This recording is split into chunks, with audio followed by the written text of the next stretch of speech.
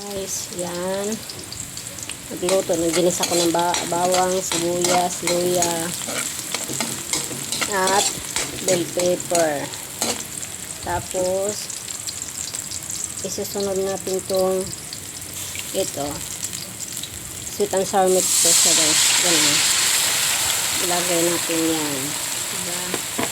Kasi gagawa tayo ng sweet and sour na lapu-lapu. Kukuha tayo dito ng sauce kasi tawag dito, hindi natutunaw yung marami pang hindi natutunaw na ano. Yan siya guys. Kinuha ko lang yung ano guys, sabaw dito dahil tawag dito, marami pang tira. Yan. Ay, nakalimutan ko. So, may carrots pa pala. Nahuli yung carrots guys. So, okay lang yun. Nahuli. Dapat nagigisa yung carrots. So, ito lang. Magluluto naman yun eh. Yan. Haluin lang natin guys. Diba? Halo.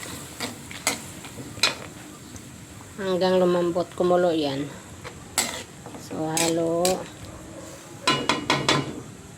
Takpan muna natin guys. Takpan muna natin para kumulo.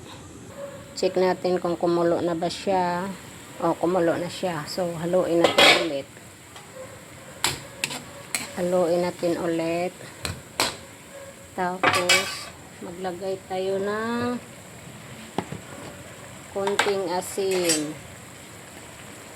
Konting asin lang guys ha, kasi konti lang yung sauce baka maaalat. Yan, konting asin. So, pakuluan natin ulit. Tapos, konting ang sarap pa. Oh, bitsin. Konti lang. Yan siya guys. Tapos, haluin natin. Tapos, lagyan natin ng ito guys, ilalagay natin to lalo pampalasa to siya. So ilalagay natin, hindi ito iubusin guys, tama yung paano lang, pampandagdag lang ng lasa. Yan. Tapos haluin natin ulit, haluin. Diba lapot na siya? O, lapot na.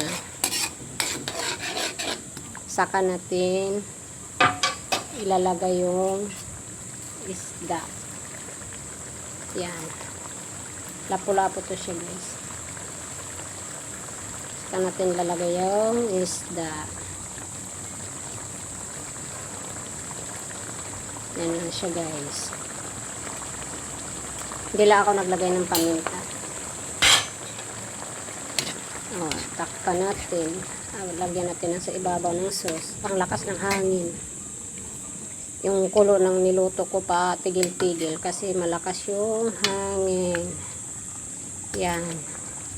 So tatakpan natin muna para maano yun siya, magpakuluan. Takpan natin muna. After mga 1 minute, balikan na natin siya guys. Buksan natin. Ay, kainit. Buksan natin. Pero yung kulo ng kwali ko tabingi kasi ang lakas ng hangin. So, balikan na pakuluan na natin. Tapos babalik ka rin natin guys kung saan yung napakuluan natin. Ayan. Para naman magkalasa.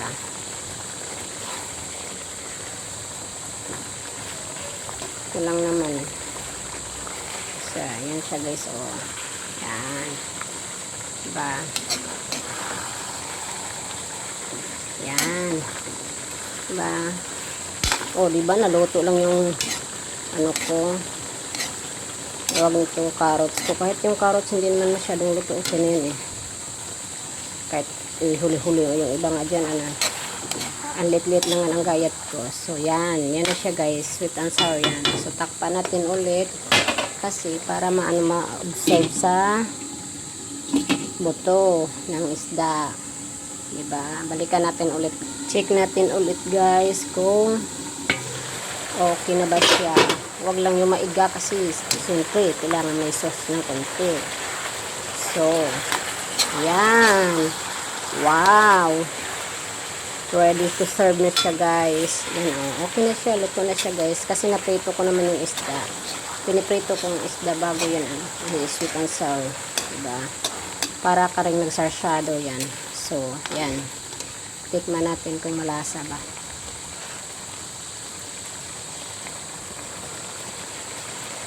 Wow, sarap.